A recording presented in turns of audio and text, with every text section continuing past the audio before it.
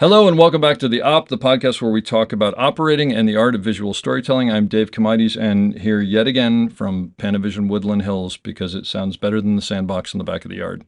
A little bit of a different thing today. I'm here with a good friend Mike Pennick, who is here from Chicago. He's actually out here. What are you out here taking your CSATF I was doing my aerial lift aerial certification class. So yeah, just in the case we last have one. to go up in the air, we'll be very safe right now because we Yeah. all know how that is.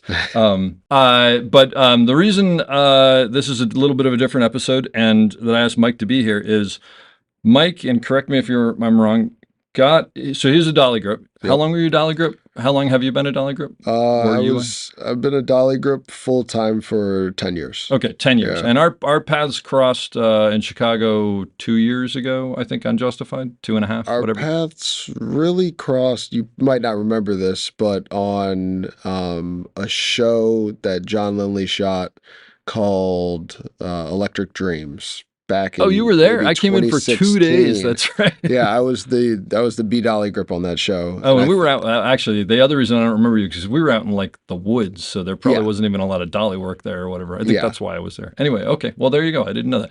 But our paths crossed on that, and then just recently we did a show, and Mike actually told me very early on that he had gotten into Local 600 because he always wanted to be a camera operator in 2022, Yes. and had been like doing days here and there, I guess, where they would come up or whatever, or what? I mean, did you actually get stuff between 2022 and last, what? I would do some second unit stuff. Okay. And then, I have a Steadicam as well. So Yep. I was doing indie stuff Yeah. with my Steadicam. I had been doing that. I think I got my Steadicam in 2021, All right. the full rig. But Cool. I had my vest for a while before that. I had been practicing. Cool. So basically, you'd done some stuff, but like you hadn't really landed a gig as a full-time operator where you're just operating. And then on our show, we had the amazing Gary Maloof on B camera, and he was leaving, and we knew he was leaving, and we decided to give Mike the nod and move him up off of my dolly, unfortunately, to start operating because he was eligible and he was excited, and et cetera, et cetera. So you did 6 weeks. We have 6 weeks. Yeah, about 6 operating? weeks. Okay, and then couple months off, and now you're going back to the show and you'll have 5 months on B camera. Yeah. So I think it's probably safe to say, at least at the end of the 5 months, you will be an established operator or whatever, which I hope so. Yeah, you will be. Yeah. But so I just wanted to talk to you about that because like one of the things I said to Mike early on was, I can talk to all these people who've been in here for 30 years about what it was like to like jump in and whatever, but we're all guessing. We don't really remember it. So what was that like to go from being on dolly to being a B camera operator? It was a dream come true. And I think I told you that before you guys made the decision. And that was, in all sincerity, I went to college for film. And I think that there was a time in college where I had wanted to be a DP. Where'd you go to school? I went to DePaul. Okay. DePaul In University. Chicago? Yeah. Cool. I And think I knew that.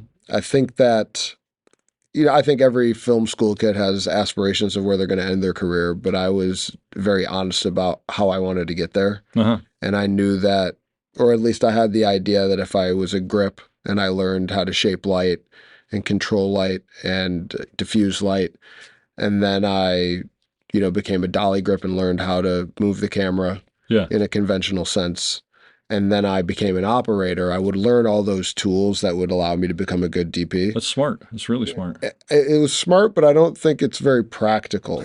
And once I got onto bigger sets, once I joined the union and saw what the DP's job was at a macro level, I realized it wasn't something I wanted to do. Okay, and then but that's part of the process too, right? Yeah, I mean, yeah. Look, I directed for a while, and then I was like, I hate this. I mean, I like the part that I like, but the rest of it, Yeah. and I mean, I've DP'd a little bit, and it's just like, wait, I'm at lunch. Why do I have to, Exactly. Yeah. And that's when I kind of realized that I loved the camera operating position. Yeah. At least from afar. I hadn't done a lot of it. I'd operated my own stuff, some shorts and whatnot, and some indie stuff here and there, but I hadn't done it at a union level. Okay. But it was something I aspired to be the whole time. Yeah. And so for those 10 years as a dolly grip, and I love being a dolly grip. I respect it it's a great position, and I feel like artistically there's a lot to a dolly grip. If you really put yourself into it, 100%. you can help achieve a lot. Yeah. And you can add your own flair to the shots. But the goal was operating. And so I just dug my head into the sand as a dolly grip and said, I'm going to learn as much about this as I can. And I'm going to watch these great operators and take the good from them and, not forget the bad about them. Which is usually more instructive. Um, So I've been preparing for a while to make this jump. okay. And not that sitting behind an operator as a dolly grip gives you everything you need, but I had a bit of insight as to what I wanted to do and the type of operator Yeah, I no, would. but I think that's fair because you're looking over the shoulder of someone. I mean, you're watching them framing constantly, right? Yeah, And I'll say this: like when I'm on, if I'm on A camera and B camera's working, and I'm watching the B camera shot, I'm watching what they're doing, and whether you're, I'm not saying this in a bad way. You're constantly critiquing it and going, "Oh, that's so much better than I would have done," or "I wouldn't have done that," or asking yourself why they did that. So I think you're probably doing that all day long as a yeah, dolly grip. Yeah, yeah. yeah. So what was the first week like for you of jumping into B camera? No, nerve-wracking. You know, I have a bad habit of not being able to sleep before the first day of a job. Yeah, everybody Um, does. I hate to yeah, break it to you. and I don't know if I slept the whole week. Just by the end, I was drained. I knew I had to go home on the weekend and just spend the whole weekend decompressing.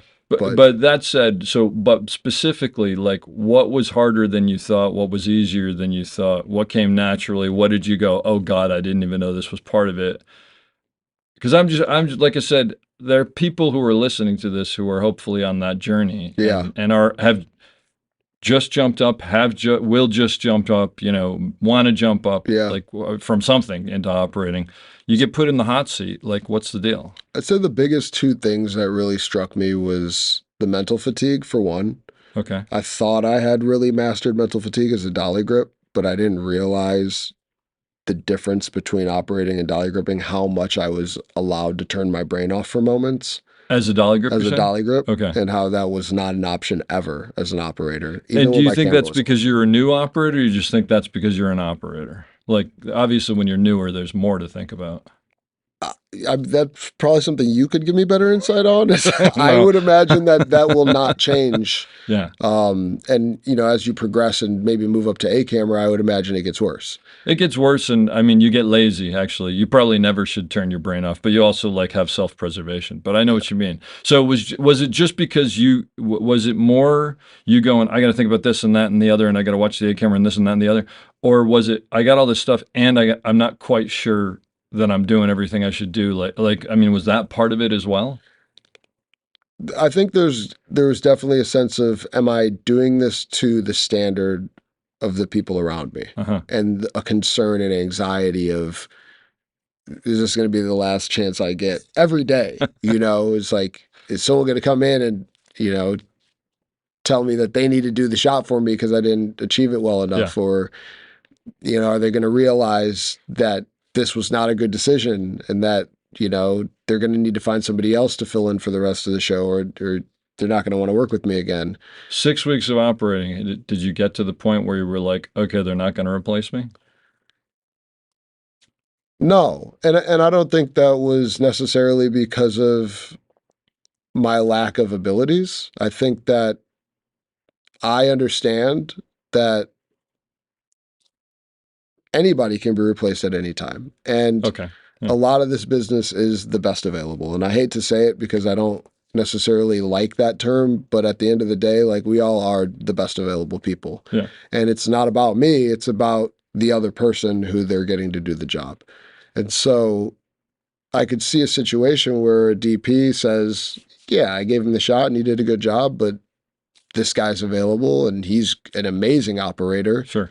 I don't have to watch over him. I don't have to worry about him. I Okay. can just let him do his thing. But did you get to the point though where you didn't feel like you were going to replace because you were doing a bad job? Yes, Okay. I did. And how long did that take, you think? 6 weeks. A week after like the show was over. Yeah. I mean, I would go do the second units and I would do A on them. Uh-huh. And I think that there was a bit of like confusion, I think, as far as like booking, as far as who was understanding who was doing what camera. Because a couple times I would, Yeah. as the B operator, be put over as the B operator on the other unit. Uh-huh. And then I think everybody realized, oh, like you were supposed to be on A today. Yeah, and you know the show, so and you know Right. the actors and whatever. That's a whole political another thing. But yeah. Yeah, and I also, I didn't expect to be put on A right away, but I think just with the circumstances of the availability in town and my history with the show, Sure.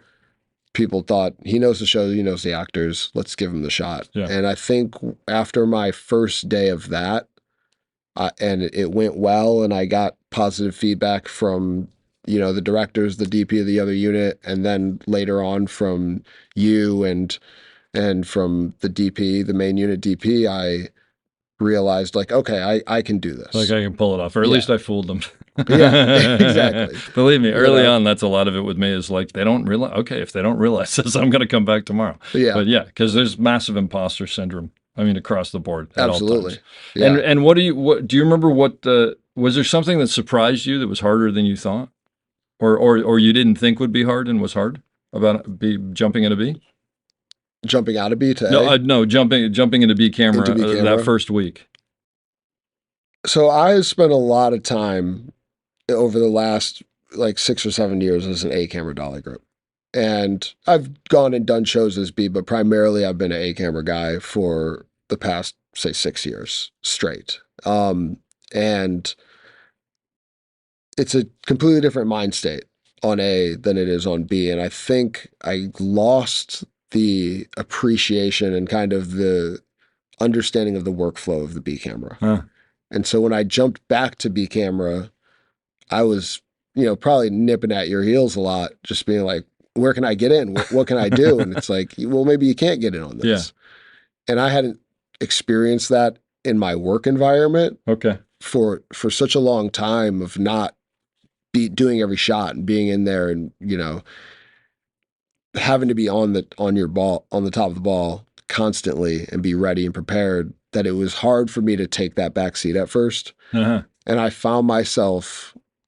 Let me ask you a question, because from an, and I don't mean this in a negative way, from an egotistical point of view, or from I'm supposed to be doing something and I'm not, like I'm not doing my job point of view? The latter, for sure. It just like I'm supposed to be getting a shot. I'm not doing my job if I'm not getting a shot. Yeah, it was strange to sit back as someone who works on set and not do something. Yeah, I get that. And watch. That makes sense. Yeah. And so I think that was a difficult thing to kind of understand. And I also,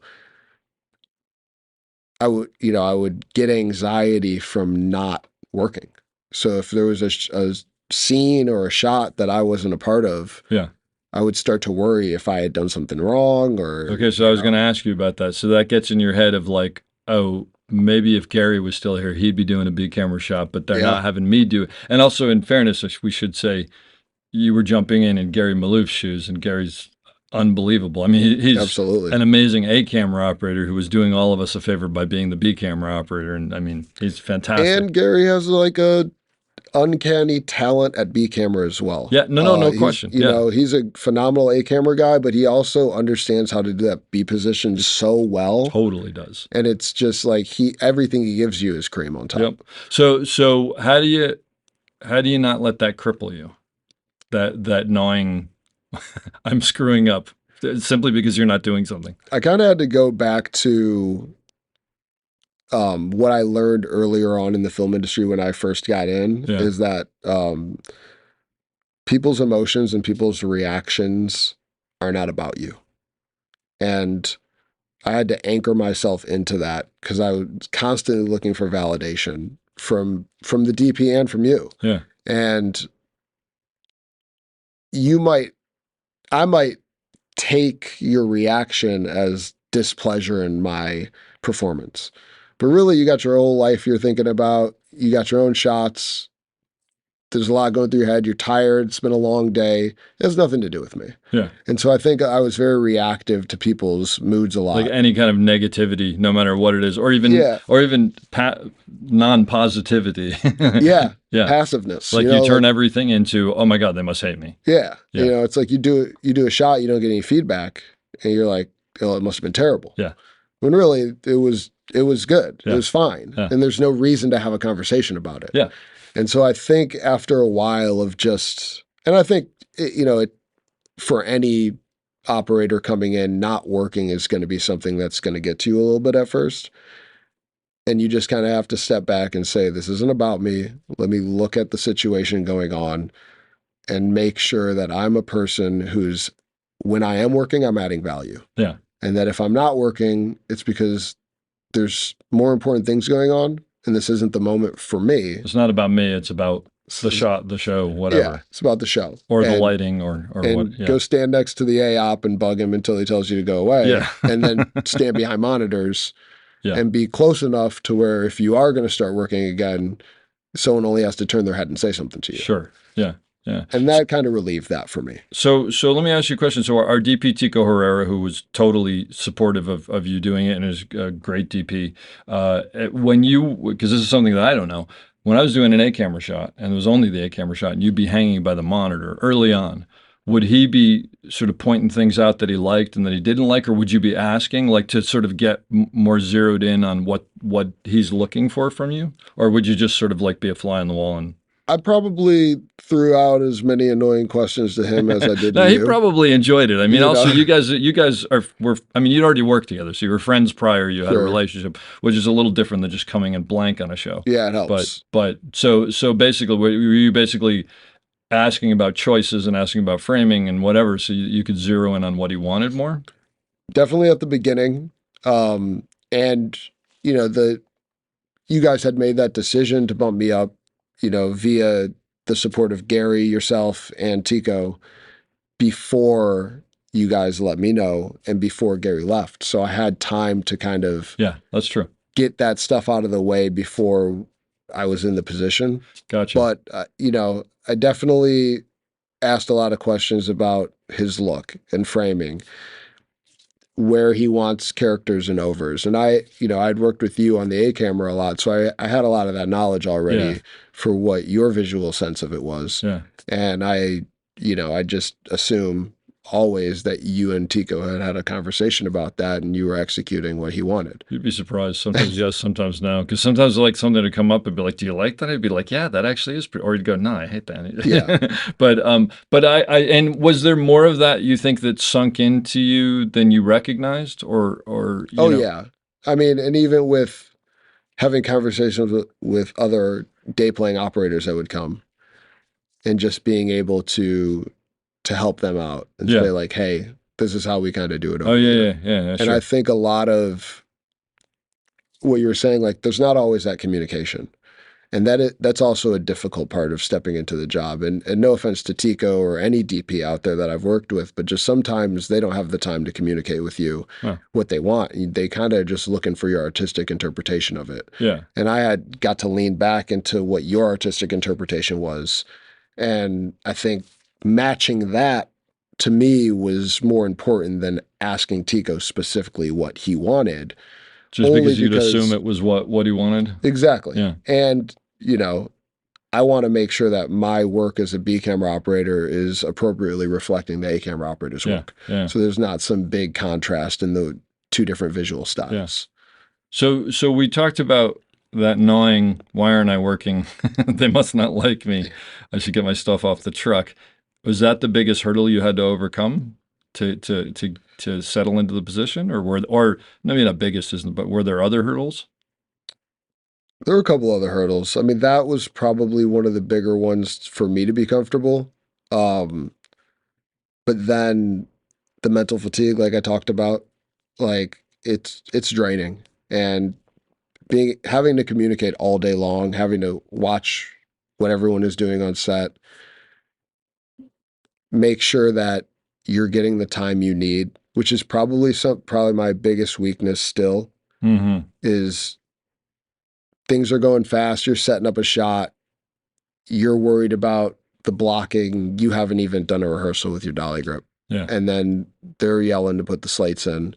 Especially the B camera, And even less time. you're like, I Yeah. haven't even seen this. Yeah. So what do you do in that situation as a B camera operator?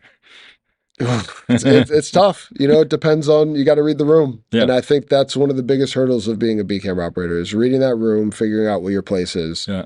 Because sometimes when you want to fight for what you need, you don't have time. Yeah. And if you go out of the way to slow down production at that moment, it's going to look worse than if you mess up the first take. Yep. And so I think one of the things you taught me that I try to keep in the forefront of my mind, especially when I'm doing A cameras. Yeah, that, a little bit of that, but Yeah. a lot of staying cognizant of what you need before it's happening. Just getting out ahead of it. Yeah, getting out ahead of it. Yeah. And making sure you're communicating with the first AD what you need and that you need a rehearsal and what you are and aren't comfortable with. Because they're going to always push for you to be faster. Oh, yeah. And sometimes you just got to say, hey, look, I need a rehearsal on this. Yeah. I need to just see it. I need to see it by the numbers, or I just need to get people in front of the camera real quick, the realies, because I need to make a height adjustment. And you just got to push for that before they're trying to ask for the slate. That's great. That's great advice. And it's one of the hardest things to do. I remember specifically there were times where I would just go out loud like, hey, we just need quick rehearsal. Let's just do a quick and like it would sort of start the ball rolling. And 9 times out of 10, it was not 9 times out of 10, but some of the time it was because I realized like you had just been thrown in there and hadn't seen anything. And even though you're watching behind the monitor, it's not the same as, suddenly they're pulling your dolly in and you're like, I don't even know where we're moving here and whatever. Yeah. So, I mean, there is that sort of back and forth, that has to happen. There's no question. Well, and I was lucky to have you as the AOP teaching me how to do it because I could tell that you have eyes in the back of your head. I'm surprised you could do all the things you do in a day, but let alone also be running the set at the same time. Yeah. And so Thank you. I noticed a lot of moments where, the water was getting up to my nose and you would jump in and help me out. And a lot of those moments are with communication. And I think being a B camera operator, it's really hard to understand where you fit in the communication chain. Yep. You don't want to overstep your A guy. You don't want to be too communicative. You can't tell actors to do things that goes against what the A's camera is setting up.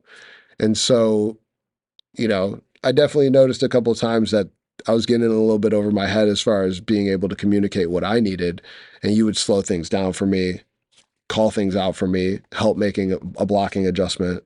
And, at the end of the day, we're a team. Yeah. And you looking out for me in that way helped a lot because there's certain moments as the B guy, it was hard for me to find my voice. I think from what I remember being on B, that was the hardest thing for me was just because it's hard to know when you should make noise and when you should shut up and when you should go, I think I can probably get this done, or there's no way this is going to work and everybody's going to be pissed at me. So it's like constantly weighing, is me speaking up and saying, no, I need a rehearsal, going to be worse than not saying anything and screwing up and everybody going, well, why didn't you say anything? Yeah. And that's really that's one of the biggest things. I mean, there's no question about it. Yeah. And do you think you got to the point where you like have a better grasp of that now after 6 weeks? I think I have a better grasp of it, but I think that's something that I'm always going to need to work on. Yeah. Well, it's a constant. There's no knowing it. There's just sort of. Well, I think what you do is you realize that timing is unbelievable, and like you were saying, getting out ahead of things. Yeah. So you start to realize that if you slowly plant seeds, just so you know, we're probably going to need a rehearsal on this one, and then. And then at the best case scenario, like you figure everything out and you go, we don't need that rehearsal, and then suddenly like you've just saved the day. When in reality, you've sort of set the deck ahead of time. Yeah. So I think there are all those tricks that you learn over time. What about working with the dolly grip? Like, how was that? Because you were a dolly grip, you're working with a dolly grip, and you had Q, who's a good guy and knows what he's doing. Like, was that But I think the reason that I asked was I think when you've been doing something for a while and you're really good at it, Yeah. and then you jump into something that you haven't been doing for a while, and you may be good at it, but you're definitely not comfortable at it. I think there's probably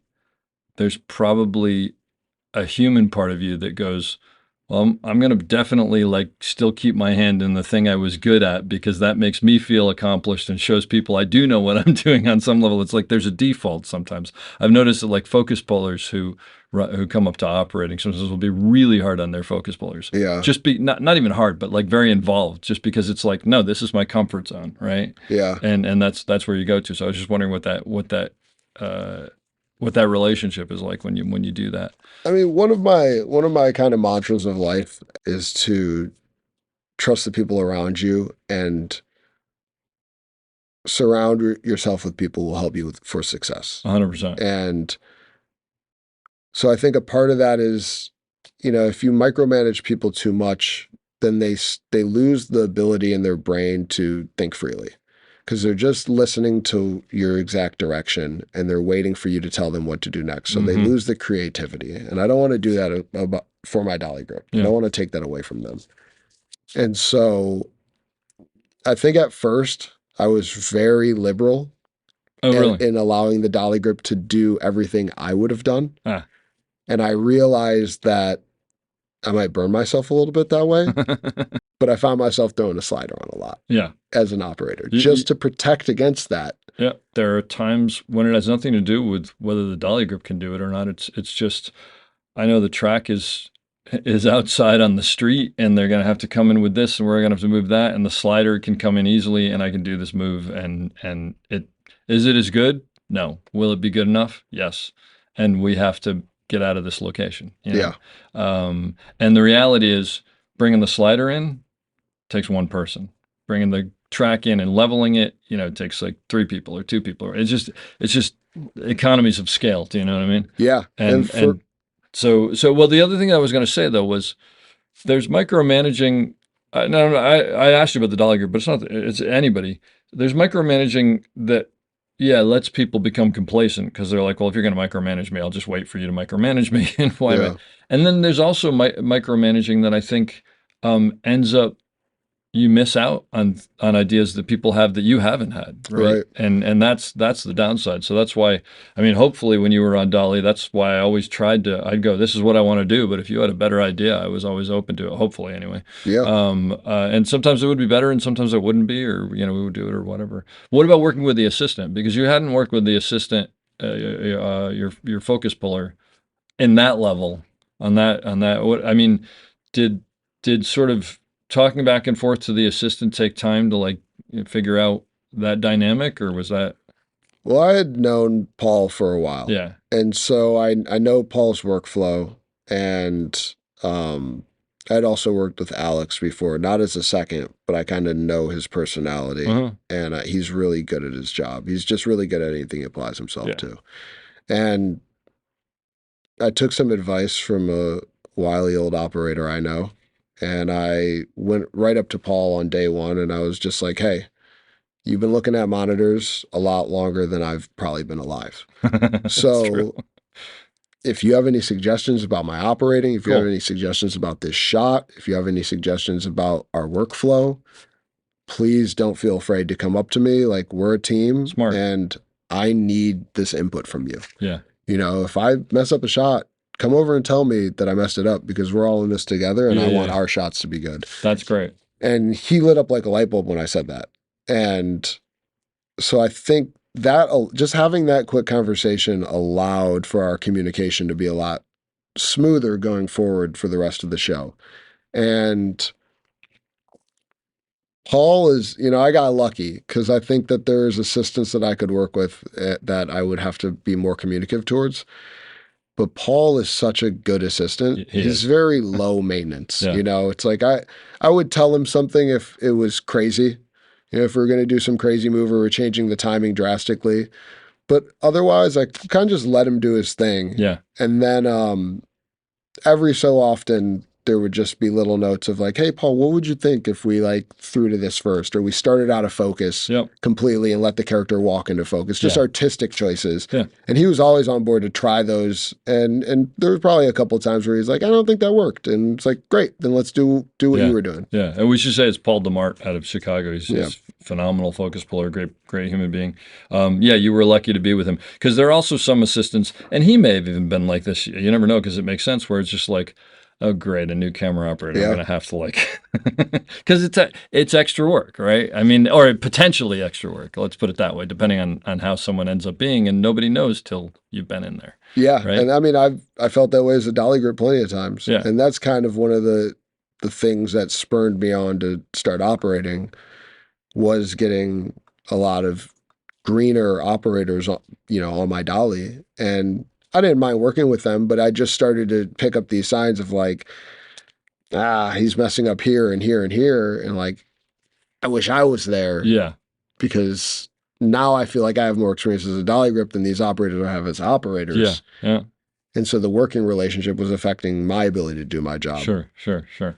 So I can imagine. And Chris Chulak is an executive producer, director, showrunner that I've worked with for years. I used to work with. I haven't worked with him for a while. He used to say you'll learn more by watching people screw up than you'll ever learn by watching people succeed. Yeah. Because 90% of the time when people succeed, it's just they succeeded. It's nothing like ground. And 5% of the time you see something unbelievable where you go, oh, that's I really learned. But people screw up all the time, and then you're like, all right, I'm not doing that. I'm not doing that, and that's absolutely not going to happen. Or when you do it, you're like, I can't believe I just did what that guy just did. Yeah. So there's no question about that. And so, what about? Did you read the script every time and read the sides? And I mean, story wise, were you like hardcore about knowing where everything fit in and et cetera, and thinking about the edit and all that stuff? Yeah, once they start sending me the scripts, I would that's read another them. Story. And I think that And letting you see dailies. and let me see dailies. For anybody who's jumping up, you should be getting scripts and you should be seeing dailies. And if you're not, talk to someone to make sure that happens. Yeah, that was sort of a surprise. But so you're reading the scripts and you're reading the sides to understand where you're coming from, where you're going from, all that stuff. Yeah. And just, for my entire career and, being in school for it, when I read the scripts, and I'm sure most people do, they visualize how the story is being told. And so I have shots in my head playing while I'm reading it. So I already go into the scene kind of having a feeling of how I would do it. Yeah. And then that gets completely dismantled and I see someone else's vision, but it helps me I can think back to what my edits were. Yep.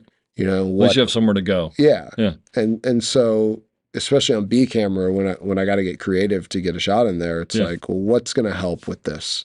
What's going to actually make this edit? And what's going to be cohesive? And so you're thinking about the edit, basically. You're looking at the A camera going, I know he's got this and this. They're going to need this piece. Maybe I can grab that. Yeah. And that's actually, for me, the most important thing about sides is like I could just go back to the scene real quick, read through it, kind of think about the edit, see what pieces we might need. And, you probably know a lot of the times you'll think of a piece and you're like, in the script, it'll read, looks down at his hand holding the picture. And then they never want that shot. No, exactly. But it at least puts you on the right track to, once you start seeing what the A camera is doing and seeing what the pieces that are being assembled are, you might try to figure out what the missing piece of that puzzle is. But I think there's another part of that, like you said, don't we need to see the picture? We'll never use that. Nobody cares, like whatever. But what that does do is it shows the people, director, DP, whoever, that you're paying attention. Yeah. Because there's no downside to you bringing it up, even if they go, no, we're never going to. It's a different thing. But then they go, okay, he's reading the story and he's watching what's going on. And then if you do have an idea, where do you go with it? Like your A camera's doing a shot, you don't have anything. You find something that you think could be okay. You've hopefully figured out that it's not going to be a problem with lighting. The gaffer isn't going to have to move all his lights or anything like that. What do you do with that? I mean, generally, it kind of depends on the mood of the set and the flow and the time of the day. But, I worked a lot with you on, and I'm thankful for you to give me the time and the space to come to you and bounce ideas off of you while you were already setting your shot up. But just run it by you real quick, run it by your A camera real quick to see if it's something that fits.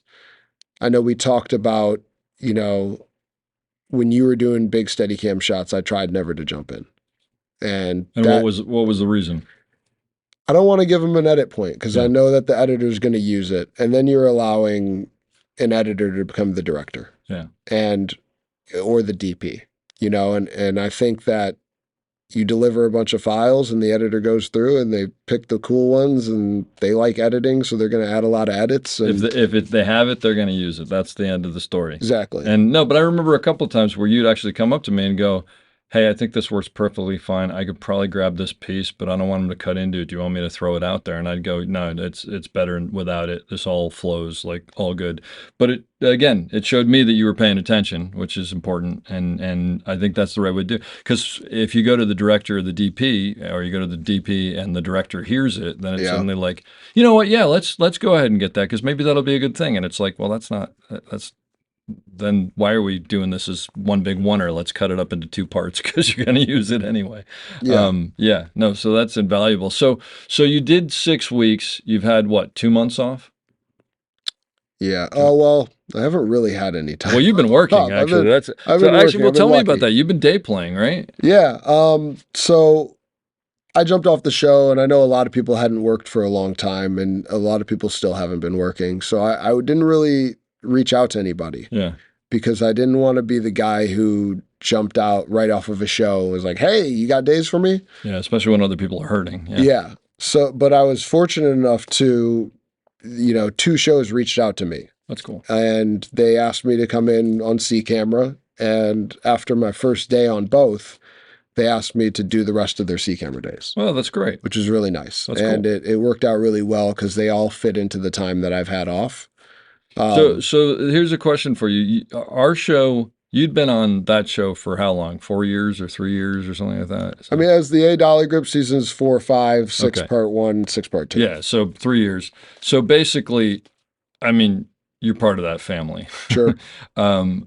And then you go to a world where, you know, maybe the assistants and the camera operator, and just from being around in Chicago, because it's a small town, you probably know a lot of people. Yeah. But you're not part of that family. And you basically are like, oh, I got to just be a camera. Like, I got to come in here and just pick it up. What was that? Was there a mental game involved in that? Or did you just slide right in and it was like, all right, I'm going to wait for my orders? And how did that work? I mean, there's definitely a mental game. And I'm coming in on C camera. So, so it's a different beast. And I know that the people who called me up supported me, and some of them, they're like, "Let's see what you got." Yeah. But they at least supported me as colleagues and friends to give me the shot. Yeah. And so I wasn't too worried about them, although I did want to impress them. You know, it was a big thing to me to show these people that I've worked with for the past 12, 13 years, like, I can do this as well. This isn't a fluke. I'm not.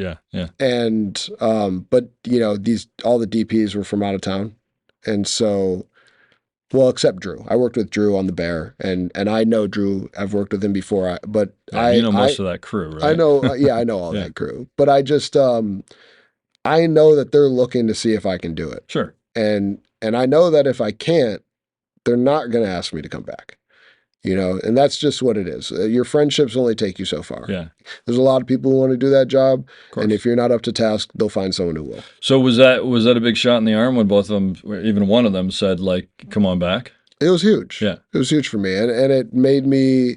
I think I reached out to you, and I was just like, "Thank you so much for everything you've taught me." I think people are recognizing. Yeah. The wisdom you passed down to me. And you still haven't given me that check, but that's okay. I'm still waiting on it from 600. Yeah, well, that's what it is. Yeah. That old chestnut. So then you in what, 3 weeks you're going back as a B camera operator?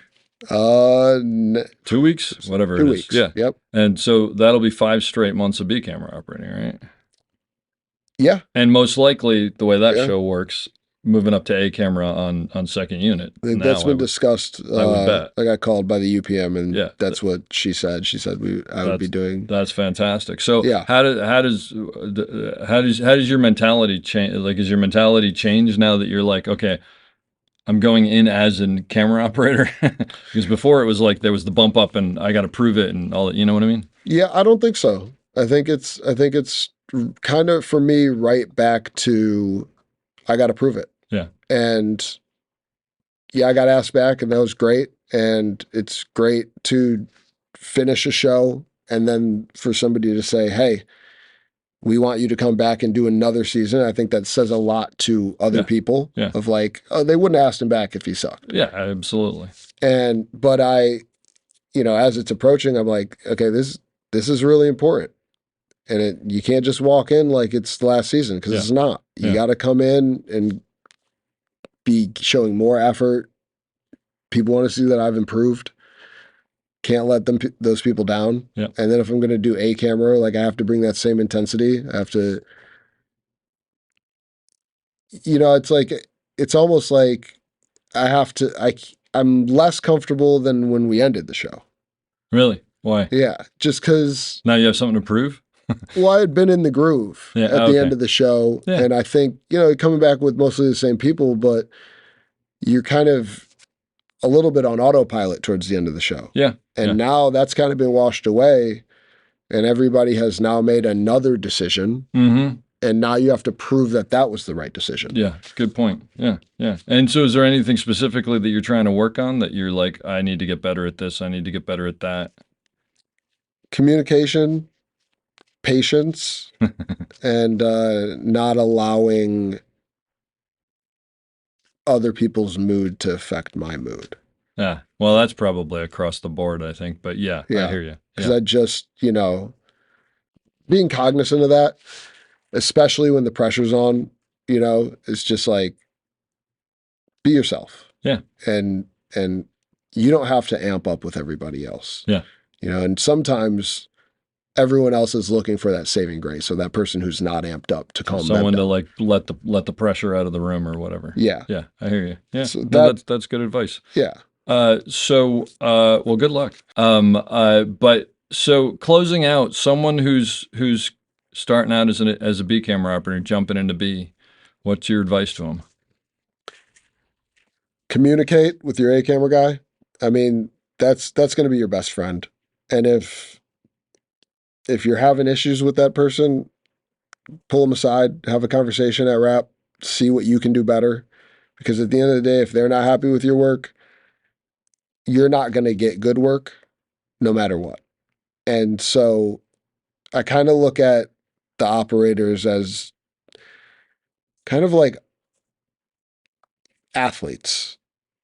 And the sport we're playing is assembling the cut, assembling the pieces for the cut. And like getting those shots is a performance. And your attitude on set, your communication on set is part of that performance. And every day you show up, you have to perform to the highest level. And so if you're not playing well with your teammates, you're not going to have a good performance. And so making sure that you are on the same team as your A guy or your B guy, if you're coming in on C, that you're fitting into the role that you're supposed to play, that you're the role player. You're not always going to be the star of the show. You're not always going to be LeBron James, but sometimes you're going to be a guy coming off the bench and they need you to hit those 2 shots. And so just having the right attitude, making sure you're working well with the people on your team, making sure that, and I see this a lot with new ops. Everybody deals with pressure differently. Just don't be the person who takes that out on your team. Like, you are a manager, you're a leader, and you're getting paid as such. The people below you are not making as much as you. They don't have those responsibilities, and it's not fair for you to be upset with them because the team didn't perform. If you are having issues, it's up to you to address those as a manager. It's up to you to put your people in the right position to succeed. And, you burn yourself really quick if your assistants start not liking you, because those are the people who are gonna, that's the pillar in which your success is built on. So just making sure you're communicating with them correctly, you're being respectful towards them, you're being mindful that they're human beings with families and personal issues that are going on. You're being mindful that no matter how much this artistic endeavor touches your soul personally, that you are at work and this is a job people are doing, is going to help a lot. And those are kind of my mantras for being a leader and operating and coming in every day, is just making sure you're taking care of your crew, because they'll take care of you in return. I hope you enjoyed that as much as I did. We'll be back soon with another great episode. Don't forget to check us out on theop.io for all sorts of information on operating and storytelling. So thanks for listening and have a great day.